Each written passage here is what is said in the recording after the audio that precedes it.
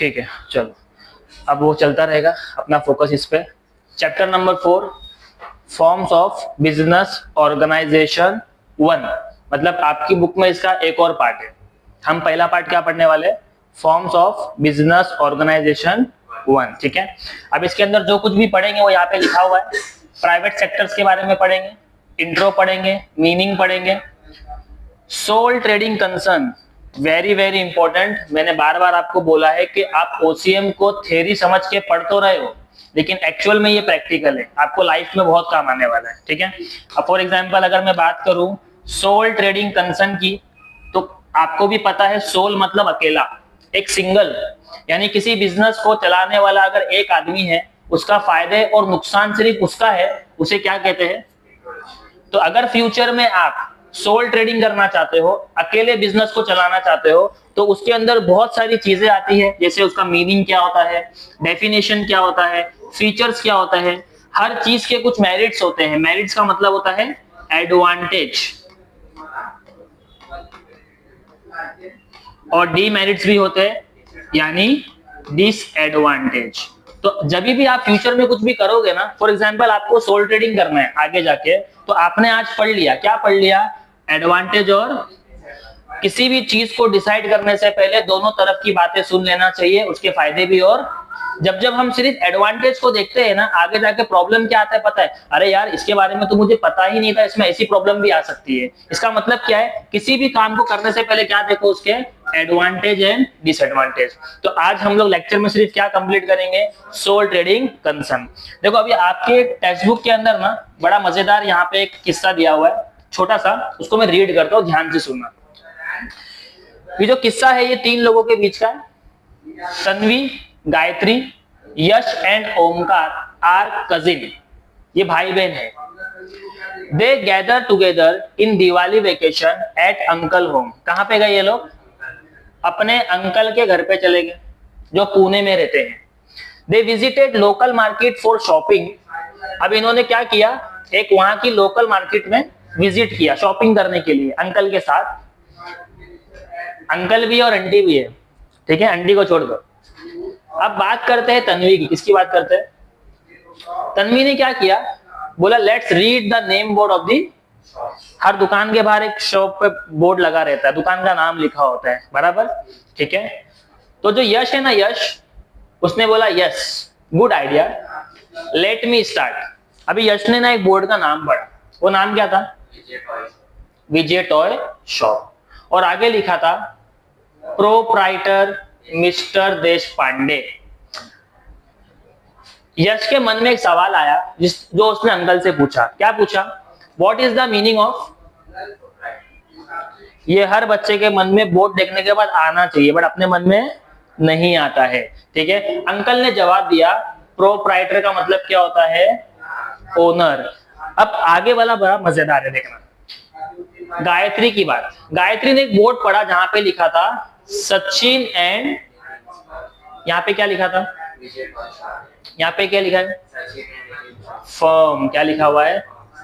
अब यहाँ पे गायत्री ने सवाल किया, uncle why proprietor word is not mention on this name board. देखो यहाँ पे लिखा था प्रोप्राइटर का नाम, बट यहाँ पे नहीं लिखा था। तो गायत्री ने बराबर पकड़ी कि सर इधर नाम है, नाम के आगे लिखा है प्रोप्राइटर, यहाँ पे बिजनेस फर्म का नाम लिखा है, लेकिन आगे प्रोप्राइटर क्यों नहीं लिखा है। तो अंकल ने देखो बड़ा अच्छा जवाब दिया, बिकॉज इट इज अ, यानी इसका मतलब क्या हो गया कि जब हम लोग इस चैप्टर को कंप्लीट करेंगे, इस चैप्टर के अंदर हम पढ़ने वाले हैं फॉर्म्स ऑफ बिजनेस, कि सोल ट्रेडिंग एक अलग चीज होता है, पार्टनरशिप फर्म एक अलग चीज होता है। हम इसके बारे में डिटेल में पढ़ेंगे, समझ में आ गया, पक्का। तो अगर आपसे कोई पूछे कि भाई जो सोल ट्रेडर होता है उसके बोर्ड पे हम क्या लिख सकते हैं, प्रोप्राइटर लिख सकते हैं, लेकिन जब बात पार्टनरशिप की आती है वहां पे प्रोप्राइटर नहीं लिख सकते, ठीक है। चलो थोड़ा सा इंट्रो पढ़ लेते हैं। प्राइवेट सेक्टर ऑफ ऑर्गेनाइजेशन, जिसमें इंट्रोडक्शन में दिया हुआ है आपको, private sector include all different types of individual और कॉर्पोरेट एंटरप्राइजेस। किसकी बात कर रहा है, इंडिविजुअल की और corporate enterprises. Private sector enterprise our own and manage by the private entities. देखो जब प्राइवेट आएगा ना मतलब यहाँ पे गवर्नमेंट का कोई भी सीन नहीं है, समझ में आ गया। एक होता है गवर्नमेंट एंटिटी, एक होता है प्राइवेट एंटिटी। हम किसके बारे में पढ़ रहे हैं? कल को उठ के उबैद ने चप्पल की दुकान डाल दिया, बिजनेस चालू किया सोल ट्रेडर का, तो उसमें गवर्नमेंट का कोई लुकआउट, ये इसका प्राइवेट मामला रहेगा, ठीक है, इसलिए प्राइवेट एंटिटी कहा जाएगा। This private sector enterprises are mostly characterised by certain common characteristic like private initiative. आप इसको क्या कह सकते हो? Private initiative. और क्या कह सकते हो? Profit motive. और क्या कह सकते हो? And management in private hands. Nowadays, the private sector in the form of corporate industrial unit are normally owned by the shareholder and managed by the professional manager, where they are not only guided by profit motive but also by expansion, consolidation, arousing social consciousness, social responsibilities, social welfare. यानी in simple word अगर business करने की जब बात आती है तो बोला जा रहा है बिजनेस किसके बिहाफ पे चल रहा है? शेयर होल्डर पैसा लगा रहा है। दूसरा, इसको मैनेज करने के लिए हमारे पास कौन है? बराबर, एक अनपढ़ इंसान एक बिजनेस को क्या ही चला लेगा और कितना प्रोफेशनल चला लेगा, तो हमको यहाँ पे कौन लगते हैं? Professional manager. अब इनका काम सिर्फ गाइड करना नहीं है कि भाई हम लोग प्रॉफिट कमाएंगे, इनका काम क्या है? बिजनेस को एक्सपांड करना, जितना हो सके है बिजनेस के मल्टीपल ब्रांच रेडी करना। इनका काम क्या है? कंसोलिडेशन करना। इनका काम क्या है? सोशल कॉन्शियसनेस फैलाना। इनका काम क्या है? Social responsibility. अब बिजनेस के अंदर सोशल रिस्पॉन्सिबिलिटी क्या होती है कि भाई कस्टमर को सेटिस्फाई करो, उससे झूठ मत बोलो, उसको सही प्राइस में सही चीज बेचो, ये क्या है? आपकी सोशल रिस्पॉन्सिबिलिटी। और साथ में थोड़ा क्या करो, अब इतना पैसा कमाई लिए तो कहीं ना कहीं गरीबों की मदद तो करना बनता है। समझ में आ गया? That is called private sector. बात समझ में आई आपको? ठीक है, थोड़ा सा आगे बढ़ेंगे हम लोग। अब बात करते हैं मीनिंग की। अगर आप प्राइवेट सेक्टर को थोड़ा सा ब्रीफली देखोगे तो इसके अंदर क्या क्या आता है? देखो, सोल प्रोप्राइटरशिप सबसे पहला क्या आता है?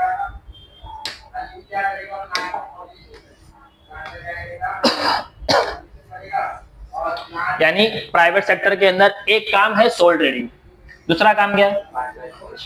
तीसरा काम क्या है? थर्ड और फोर्थ। आज हम लोग कोशिश करेंगे सोल प्रोप्राइटरशिप को कंप्लीट करने की। जितना भी मैं पढ़ाऊंगा एग्जाम पॉइंट ऑफ व्यू से इंपॉर्टेंट है, बट आप आज डिसाइड कर सकते हो कि फ्यूचर में मैं ये करूंगा या नहीं करूंगा, ठीक है? ये आपके काम की चीज है या आपके काम की चीज नहीं है। Okay,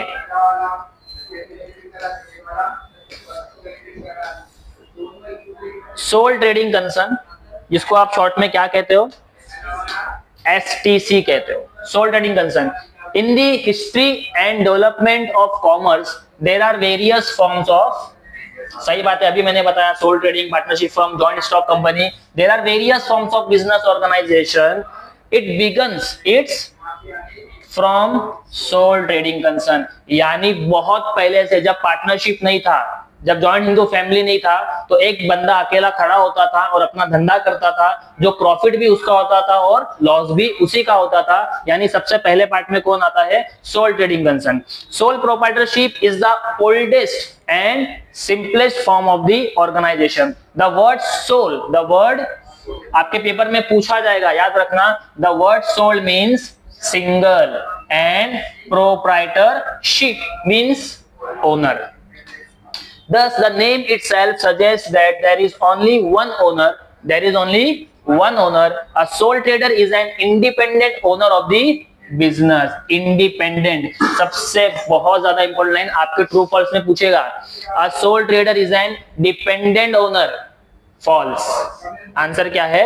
A sole trader is a independent. कैसे independent है आगे मैं आपको बताऊंगा।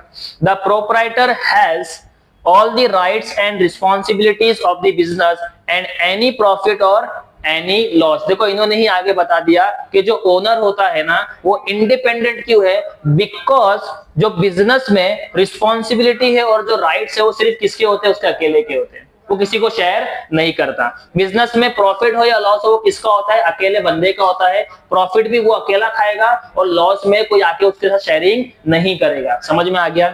ग्रोसरी शॉप जैसे कि हमारी राशन की दुकान, ये आप सोल ट्रेडिंग के एग्जाम्पल में लिख सकते हो। उसके बाद क्या आता है, ब्यूटी पार्लर आप लिख सकते हो। उसके बाद ऐसे बहुत सारे एग्जाम्पल है, फुटवेयर के शॉप, क्लोथ के शॉप, गगल्स के शॉप, मोबाइल फोन के शॉप्स, ये सब किस में आते हैं, सोल ट्रेडिंग कंसर्न में आते हैं। बात समझ में आ रही है आपको, पक्का। तो ये कुछ एग्जाम्पल आपको पेपर में लिख के आना है, ठीक है। अब बात करते हैं मीनिंग की।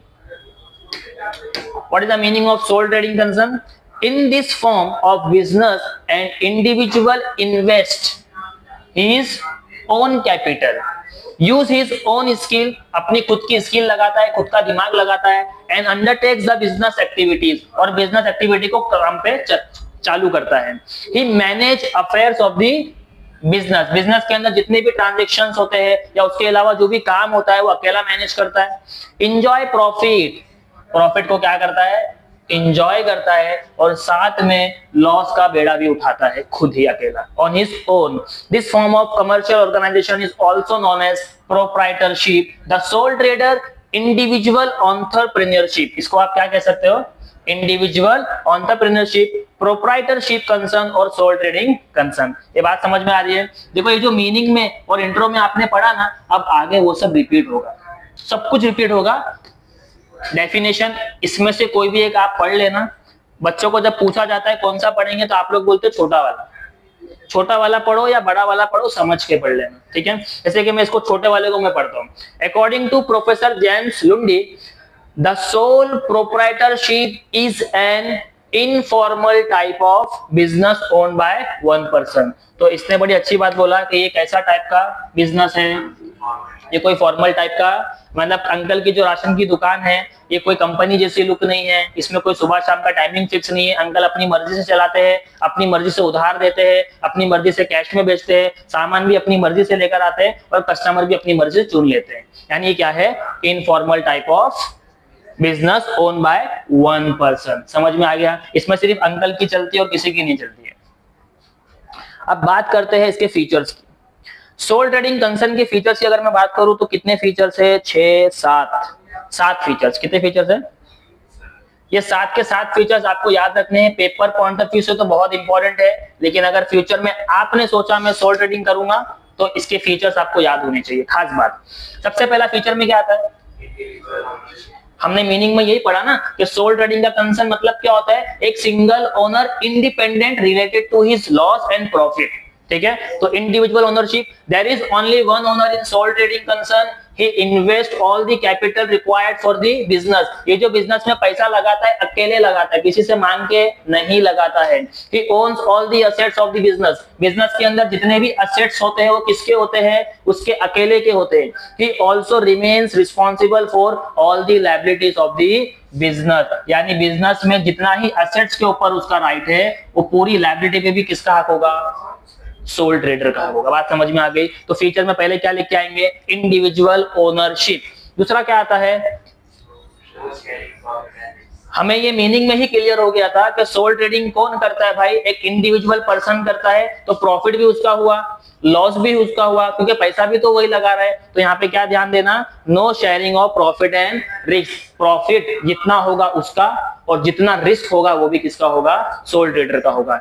अ proprietor is a single owner of the business, there is nobody to share his profit or loss. He enjoy the profit of the business as well as he bear all risks alone. यानी कल को business में कोई भी नुकसान हो जाता है तो कोई भी आके इसके साथ शेयरिंग नहीं करेगा, बिकॉज ये क्या चला रहा है, सोल ट्रेडिंग कंसर्न। समझ में आ गया आपको, ठीक है। पॉइंट नंबर 3 क्या है, सेल्फ एम्प्लॉयमेंट। सेल्फ एम्प्लॉयमेंट का मतलब क्या होता है कि भाई वो अपने ही दुकान में खुद को काम दिया है।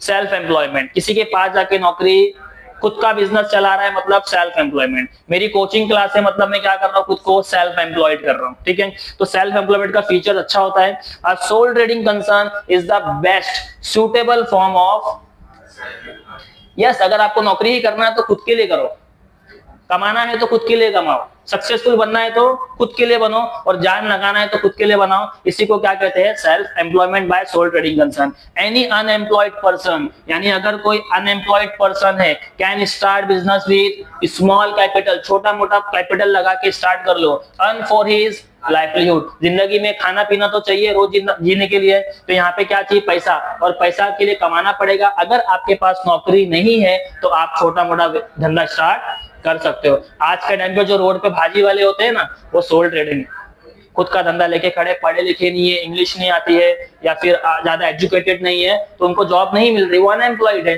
तो उन्होंने खुद को क्या कर दिया? सेल्फ एम्प्लॉयड कर दिया। ठीक है, he gets a source of income by starting his, इसलिए बोलते हैं धंधा करते समय सोचने का नहीं, अगर आपके अंदर कॉन्फिडेंस है, आपके पास नॉलेज है, आपके पास स्किल है, आप खुद के लिए क्या चालू करो? सेल्फ एम्प्लॉयमेंट चालू कर सकते हो। कितने पॉइंट हो गए? 3 पॉइंट। पॉइंट नंबर 4 क्या है? लोकल मार्केट ऑपरेशन, मतलब यहाँ पे आपको बहुत बड़ा मार्केट नहीं मिलता है, आपको आजू बाजू का लोकल एरिया मिलता है सामान को बेचने के लिए। Large amount of capital and expert managerial ability is required for large scale business, यानी ये जो ज्यादा पैसे की जब बात होती है किसके लिए होती है पता है? बट हम क्या कर रहे हैं? Sole trading. A sole trader has limited capital and limited managerial ability, hence generally a sole trader operation in, हमारे यहाँ पे ग्रोसरी शॉप वाले अंकल होते हैं, ऐसी लंबी सी दुकान होती है, 2 से 3 बंदे काम कर रहे होते हैं, एक ही जगह पे बैठ के पूरी दुकान को देख सकता है। उस दुकान में कितना सामान आएगा? मैक्सिमम 1 लाख 2 लाख 3 लाख का सामान आएगा, उसके ऊपर आएगा क्या? नहीं आएगा। मतलब हम लोग जब सोल ट्रेडिंग की बात करते हैं तो वहां पे जो ऑपरेशंस होते हैं, जो काम होते हैं, वो शॉर्ट होते हैं। कैसे होते हैं?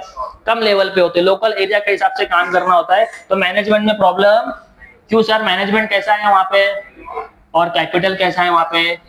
आपके क्वेश्चन में ऐसा घुमाएगा, अनलिमिटेड, लिमिटेड, तो ध्यान में रखते जाएंगे। सोल ट्रेडिंग में जो कैपिटल लगता है वो लिमिटेड लगता है, सोल ट्रेडिंग में जो मैनेजमेंट का पार्ट होता है वो कैसा होता है? लिमिटेड होता है। याद रहेगा आपको?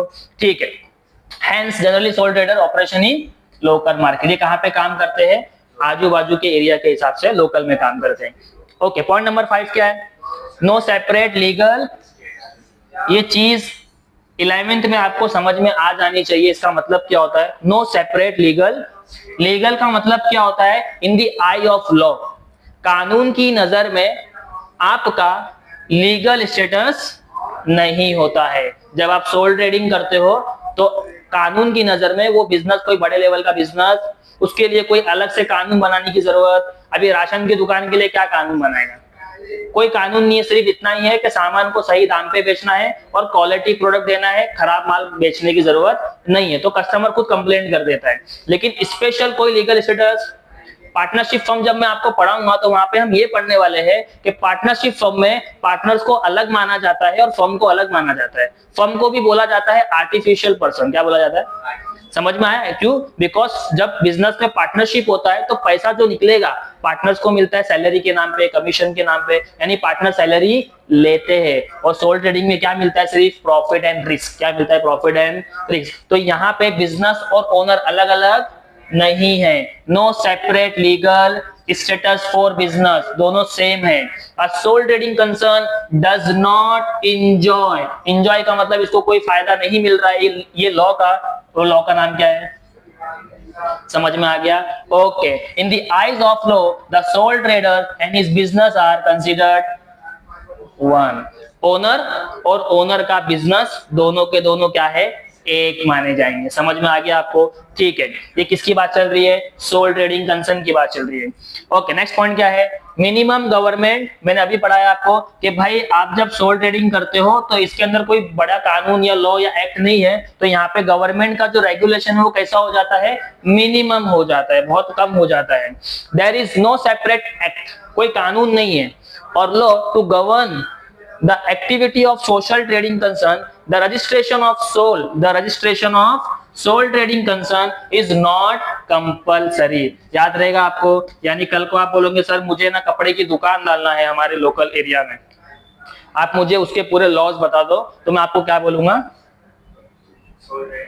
इज नॉट कंपल्सरी, यानी रजिस्ट्रेशन कराने की जरूरत नहीं है। कराओगे तो भी ठीक है, नहीं कराओगे तो मैक्सिमम क्या बनता है, गोमस्ता बनता है आजकल, बराबर है ना, हम गोमस्ता बना के काम कर सकते हैं।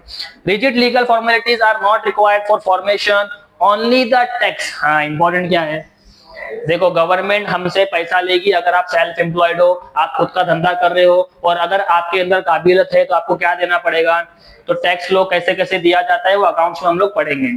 एंड लेबर्स लो, कि आप मजदूर को रख के क्या काम करते हो, हैव टू बी फॉलोड। समझ में आ गया, कितने पॉइंट हो गए, 6 पॉइंट। ओके, उसके बाद क्या आ गया, नेक्स्ट पॉइंट इज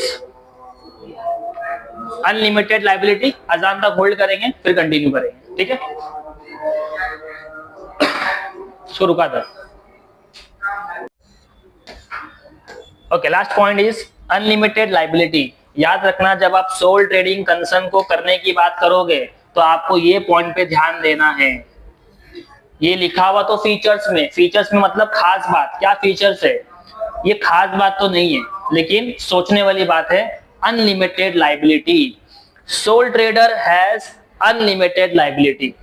अभी मैंने आपको लिमिटेड वर्ड पढ़ाया था, अभी मैंने आपको क्या पढ़ाया, लिमिटेड कहां पढ़ाया, कि सर सोल ट्रेडिंग में कैपिटल लिमिटेड लगता है, मैनेजमेंट लिमिटेड होता है, लेकिन जब उसकी लायबिलिटी की बात आती है तो वो क्या बन जाती है, अनलिमिटेड। ये चीज आपको ध्यान में रखना है। Unlimited liability implies that there is no distinction between personal property and business property of sole trader. क्या बोल रहा है कि भाई एक होता है घर, क्या होता है, जिसको मैं पर्सनल प्रॉपर्टी बोलता हूं, और एक होता है मेरा दुकान, जिसको मैं क्या कहता हूं, घर हो या बिजनेस हो, यहां पे क्या होता है, अनलिमिटेड। यानी जब दुकान लॉस में जाएगी तो भाई घर तक बात पहुंचेगी। अगर यहाँ पे पैसा कम पड़ा तो पैसा कहां से लेके आना पड़ेगा, क्यों, अकेला मालिक है, प्रॉफिट किसी को नहीं दे रहा है तो लॉस भी कोई आपस में शेयर नहीं करेगा, तो यहाँ पे बिजनेस का लॉस कहां तक चला जाता है, आपके पर्सनल प्रॉपर्टी पे चला जाता है। इसलिए क्या बोला गया सोल ट्रेडिंग में, unlimited liability. If business assets are not sufficient to pay off liability of the business, then personal property of sole trader may be attached to business proprietor। in simple word कि soul trading के अंदर business अगर बंद होता है, वहां पे loss होता है और लॉस बढ़ जाता है, आपके पास पैसे नहीं है तो आपको अपना घर भी बेचना पड़ेगा। दैट इज कॉल्ड, याद रहेगी ये चीज पक्का, ठीक है। अगले लेक्चर में हम लोग सोल ट्रेडिंग कंसर्न को कंटिन्यू करेंगे और वहां पे हम पढ़ेंगे इसके merits and demerits of sole trading concern, ठीक है।